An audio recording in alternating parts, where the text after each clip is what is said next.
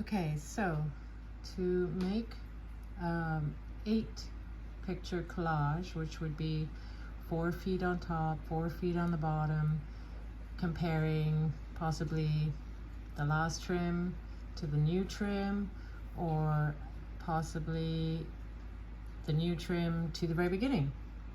Okay, so this is Photor. I haven't signed in. I'm going to click collage. Okay, oh, then you can see all my photos. Okay, now I'm going to scroll through. I'll take, for instance, these 4 pictures. Say those are the last trim. They're not, but I just wasn't that prepared. Okay, now let's get 4 more pictures. 1, 2, 3, 4. Okay, that's not, let's put that one in. Okay, now I've got, these are not real, but I'm going to click on this now, and you can see this screen. Now I'm going to click on margins, because I'd like to get rid of those. Okay, so I just take that down to 0. And then I'm going to go to template. That's the template right now. That's not the one I want. This is the one I want up here.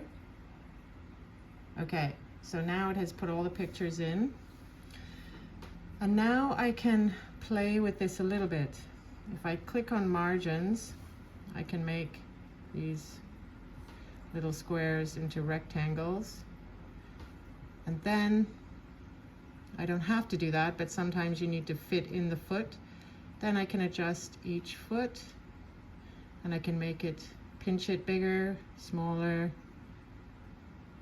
place it in the center, maybe pinch it smaller. Okay, now if these were real comparisons, I would have left front, left hind, right hind, and the same on the bottom. And then I would try to make the pictures fit inside, all around about the same size, so we can get a true comparison. And I don't want to cut off the heel, because heel bulbs are super important. I don't want to cut off the toe either, or anything. Okay, so now I have my basic collage. Okay, I'll make this one a little bigger. Okay, right.